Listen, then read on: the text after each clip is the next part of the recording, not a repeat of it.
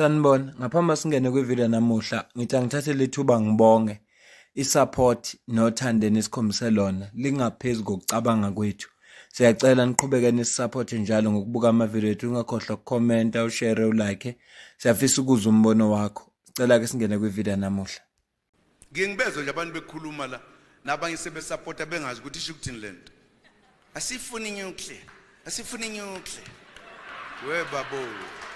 Ngamanye amazwi in the balance of forces usupporta the wrong force. Ngithi ngena ku-X yaziwa nge-Twitter ngizithela phekwa nansi post kaMagasela Mzobe replya ipost ye-SABC News ebeyithi uMinister of Electricity uDr Kgosientsho Ramakgopa uthi 5,200 megawatts of nuclear capacity will be built in the country. Ushuthi kuzokwakhiwa i-nuclear power plant la eSouth Africa ezoprovide 5,200 megawatts.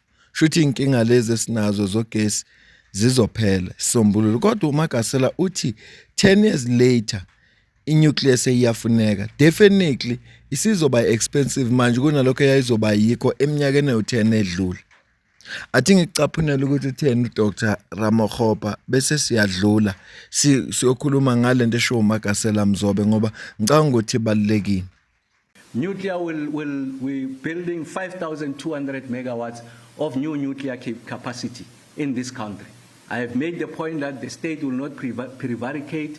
The state will ensure that we are very deliberate, we are transparent in the manner in which we are going to procure this clean energy solution. And nuclear, I want to say to the country that is a big part of what we'll be doing. Again, we can see that the solar PV is going to be a big part of the mix going into the future, and then that's an additional 25,000 megawatts of solar PV. Wind, another 34,000 megawatts of PV. Gas now ramps up to 16,000 megawatts going into the future, 2039, and then storage, 8,500 megawatts, and the distributed generation, it's 16,000 megawatts. So what are we saying in a nutshell? In a nutshell, we are saying the RP 2025 says between now and 2039, we are going to add 105 gigawatts or 105,000 megawatts of new generation capacity. Again, let's put it into context. It means we are going to build Eskom 2.5 times between now and 2039. And that's why we're making the point about the single or the biggest investment program of a post-apartheid era is what we are presenting to the country today, and to ensure that we are able to achieve energy security. Yinhle kakhulu into ekhulunywa uMinister njengoba bomlalela. Kodwa lephuzu lisho uMagasela asikwazi ukuliyeka ngoba uformer president uJacob Zuma wayipropose into efanayo ukuthi ufuna kube nenuclear. Bese ngichaza ukuthi kungani ngithelele iphuzu lisho uMagasela libaluleke ngendlela eyisimanga. Le article oyibonayo yabhalwa nge-13 November 2016. Isihloko sithi Mantashe backed the EFF. Usho ukuthi uMantashe uhambe wayoncenga EFF ukuthi ayimsize ukuze banqande i-nuclear deal le uZuma eza nayo. Le article oyibonayo ithi former Eskom CEO Brian Molefe details the need for nuclear power to avoid load shedding in the coming future. The DA took the government to court to stop the nuclear power procurement, supported by all opposition parties. Besatilo, look at the mess we are in today. Ngesikhathi ebhala le post ko 2023 sasesesinenkinga ngempela ye load shedding. Bazokhumbula abaningi ukuthi ngalezo nkathi i load shedding iyasihlupha kakhulu kule South Africa yethu ekhululekileyo. Prove ukuthi iEFF yasemukela isicelo sika Gwede Mantashe. Ngicela ubone la. The whole rush to utilizing nuclear as another source of energy was linked, one, to Gupta's interest, two, to the fact that senior government officials took a bribe from the Russians in order to implement a nuclear energy program, I meant to say. I don't know anything about those allegations, but from what I know, from a technical point of view, and what I know about Quebec, is that Quebec is currently giving us the cheapest source of electricity. The problem with nuclear is that the upfront costs are very high, but the life of a nuclear plant is about 80 years with very cheap electricity. The issues are the safety issues which can be managed, that have been managed. The United States has 99 nuclear reactors all over the United States. France gets over 70% of its electricity from nuclear. The Chinese are doing it. The Chinese are building nuclear reactors. I do not understand why we in Africa who do not have electricity are afraid of nuclear, or we are being made to fear nuclear.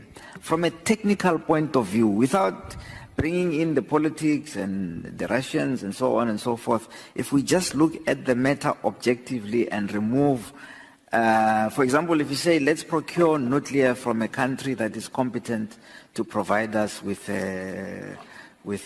nuclear reactors,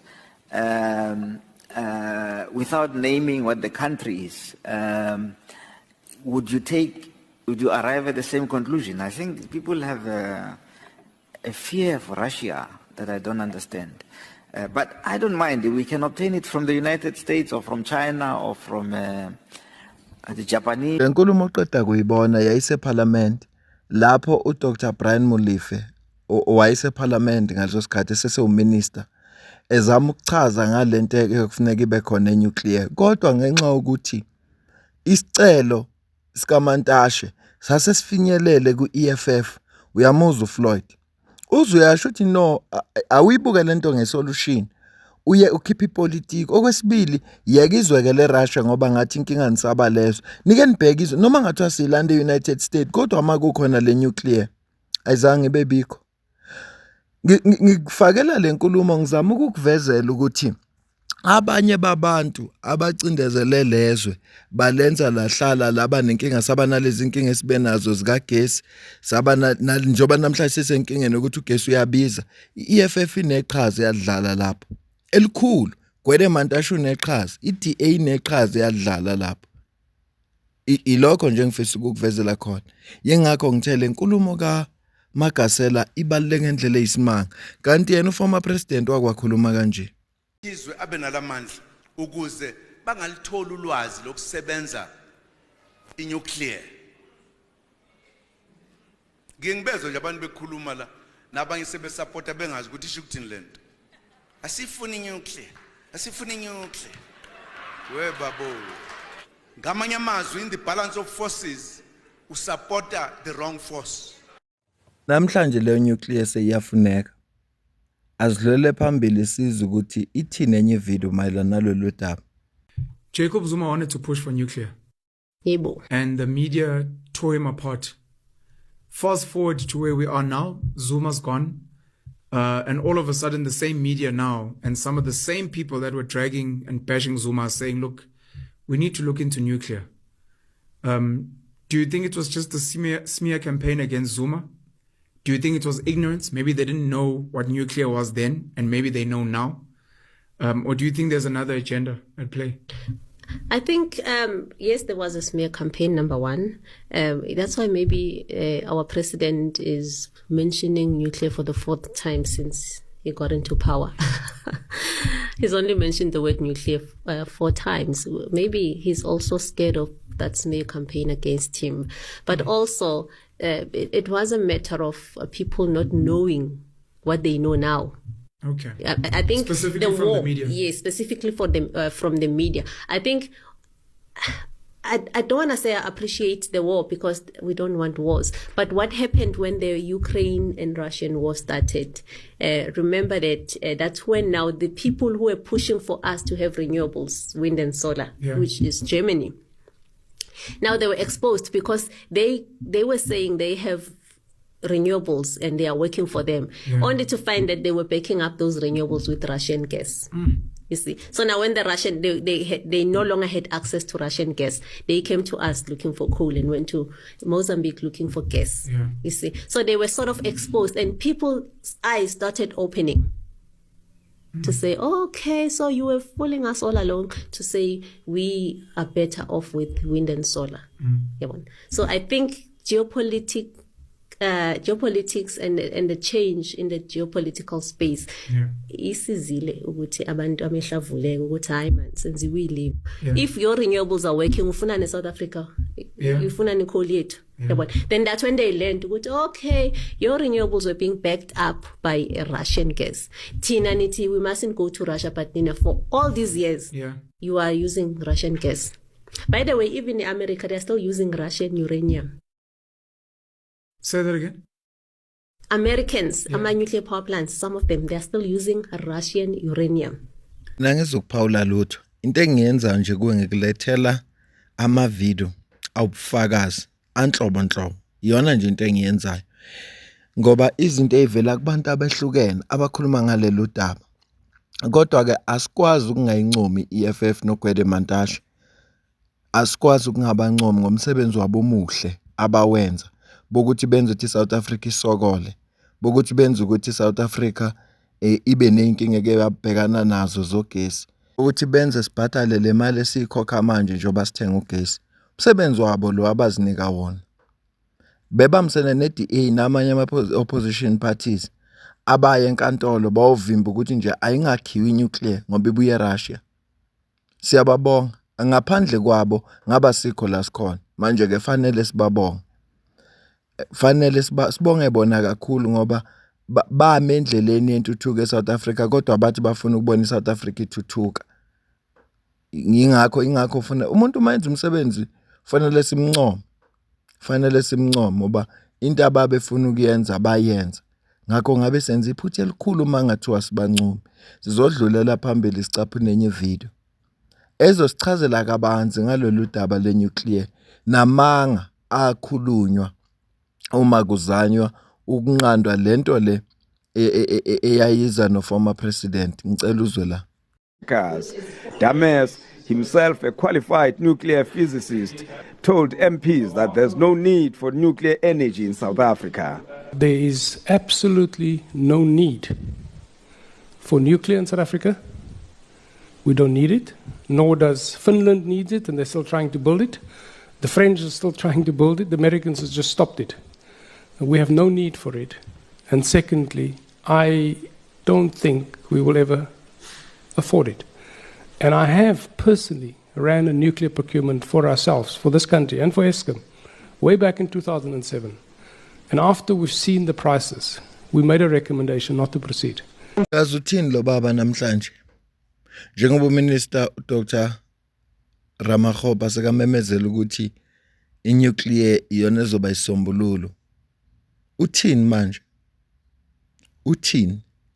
Noma sesiyayidinga manje? Phela uthi ngeke siyidinga, ayidingeki. Sesiyayidinga na uthini? Usethini namhlanje? Zinanto engifisa ukuyazi.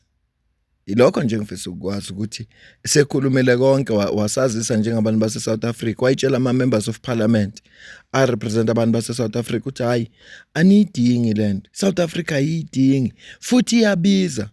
Ushuthi si cheap manje. Ushuthi lezo tholakala manje si cheap. South Africa siyayidinga. Uthini? Abambizi ngani bembuza ukuthi ayibonakho ukuthiwa ukuthini uPaula kwakho? Buya phela uzoshe parliament ukuthi ayidingeki noma iyadingeka. At the time, South Africa signed 5 agreements with 5 different countries for a technological platform from which to operate in nuclear dealings. They were France, China, the United States, Korea, and Russia. The last one to be signed was Russia. At the time, the minister was in Vienna and signed the agreement with Russia on the sidelines. That agreement was, do we understand that we're working on metric measure, we will be doing this, we'll be doing this. It's an absolute platform from which you can start to talk. When that came out, the Greens immediately accused South Africa of secretly signing an agreement to purchase nuclear, which wasn't true at all. One thing that did compound it was on the Russian side, they issued a press release. The press release from our side came to me in English, which was perfectly understandable.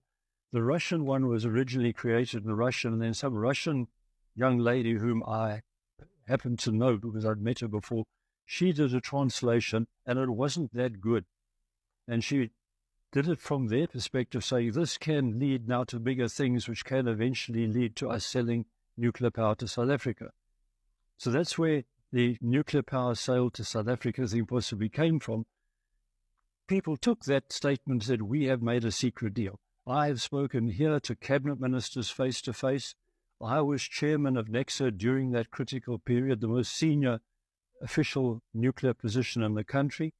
I've spoken to numbers of people here, and nobody knows anything about any supposed secret deal anywhere between South Africa and Russia.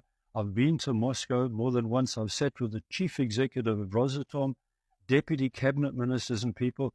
They tell me to my face they know nothing. They look as they're completely telling the truth. It didn't look like any cover-up because they're as mystified as anybody. So this story about corruption, I just don't believe it's true. Secondly, with corruption, there's no reason why nuclear lends itself to corruption more than anybody else. In fact, it's the opposite. There's much more chance of corruption in water pipelines, multiple solar projects, multiple wind projects, all that stuff. Nuclear goes through such a process of the nuclear engineers doing assessments, recommending, the economics guys doing assessments, recommend.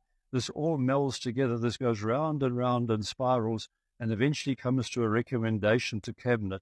Normally, like 3 companies will say that, and that satisfy our objectives. Our foreign affairs or somebody got other national interest things to add, it's done. It goes backwards and forwards. There's no ways that ex-President Zuma could have just said, I think I'll buy a nuclear reactor from somebody. It just wouldn't work like that. Well, So sure, that's but just if you constantly used as recall, sorry, Calvin, No, you're welcome. if you recall what happened with Nhlanhla Nene, he was fired because he took a stand against the nuclear deal. If you have a look at it from an economics perspective, the cost of that nuclear deal would bankrupt South Africa. That I do know. We're already sitting at 80% debt to GDP ratio. That would have taken us to well over 100%. So from a financial point of view, it was something. There was a lot of legitimate resistance to it. Perhaps some of that resistance is, as you say, would have been funded by people who had vested interests. But there was a lot of legitimate resistance and concern, and a lot of it came out after Nene was fired. Well, you mentioned legitimate. There are a lot of people I've come across at cocktail parties or whatever, that come up and attack me and say, look at the cost. And I said, but where did you get it from? Oh, they got it from some newspaper or somewhere, and it's not at all real. South Africa did a calculation, our scientists and engineers, at 650 billion rand would buy 3 nuclear power stations, each larger than Koeberg by 50%, and that would be over 10 to 15 years built sequentially. The anti-nuclear lobby took that total 10 to 15-year expenditure, compressed it in 1 year, and made out that we were going to pay for this one check once, one off, which would have been problematic. People like Nene, for example, must do his finances, but not come and make statements about nuclear that he knew nothing about, because he was very wrong with much of that, because he made these false assumptions. The total amount of money that we've now spent so far on wind and solar is equal to one entire nuclear power station larger than Koeberg. And yet we are getting minimal out of the wind and solar. Had we built that one nuclear power station half a dozen years ago or so, it would be running now, and we would have 2,500 megawatts uninterrupted 24 hours a day, all of the time. We wouldn't have had load shedding ever had we built one nuclear power station. Yo. Yabona amakhuluma umuntu owaziyo. Kunomehluko kunomuntu okhuluma into angayazi. Uchaza kahle ukuthi lama cost ababekhuluma ngawo babe wafunde kwi-newspaper. Bathatha i-plan ye 15 years ukuthi in 15 years kuzospendwa imali engaka. Kodwa into ebuhlungu eshowe lo mlungu uthi imali esispendiwe kule wind and solar ilingana nayo le mali ebeyizospendwa ukukhandwa i-power plant eyi-1 ye-nuclear. I-power plant eyi-1 ye-nuclear. Ibuhlungu ke lento eyenzekayo ukuthi abantu bayaba against umuntu bese kucindezela ikizwe. Ngoba umuntu obabe against yena okwakufa ama president uJacob Zuma, kodwa ngaleso sizathu kwacindezeleka abantu base South Africa. Njengoba esho lo mlungu ukuthi ukube yakhiwa le power plant ngabe inkinga ye load shedding azange sibe nayo eSouth Africa. ngabe inkinga ye-load shedding azange sibe nayo. Namhlanje ugesi ubiza ngendlela eyisimanga. Mhlambe ngaba sifikanga nokufika lapho. Kodwa ke kukhona yabona nje mawungalalela lenkulumo uqhathanise lenkulumo lo umlungu lo nalento athi show uFloyd into ezimbili ezehlukene. And uFloyd ukhuluma ngama allegations not ama facts. Lo mlungu ukhuluma ngama facts ngoba wayeyingxenye. Uyazi kwenzakalani unolwazi. Kodwa ngenxa yokuthi ngaleso sikhathi abantu ababefinyelele ebantwini kakhulu osopolitiki.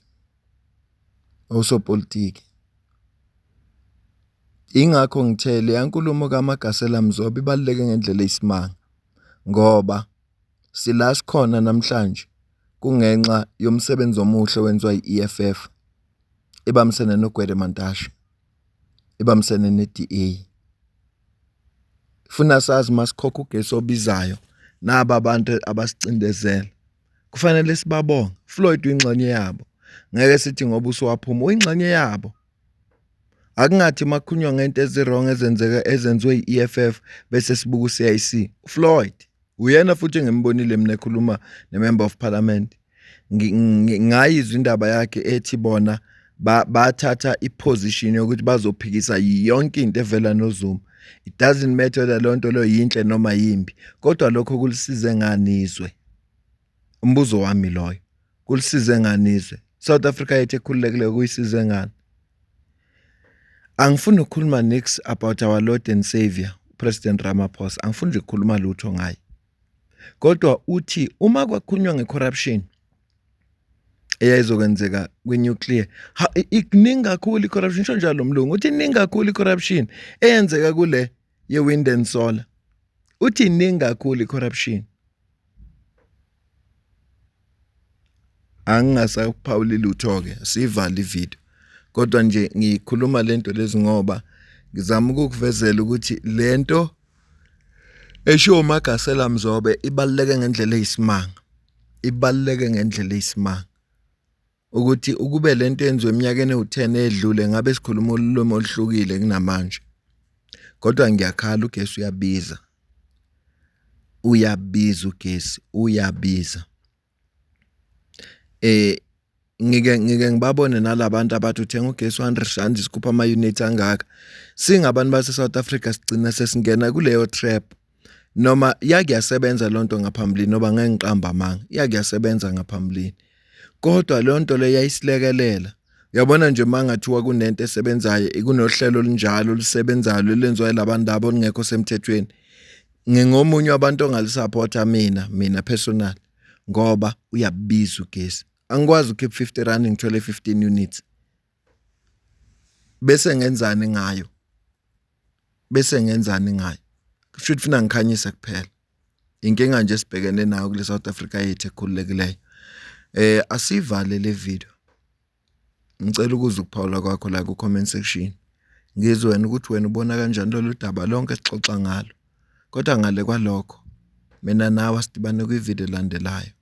Ngiyabonga kakhulu.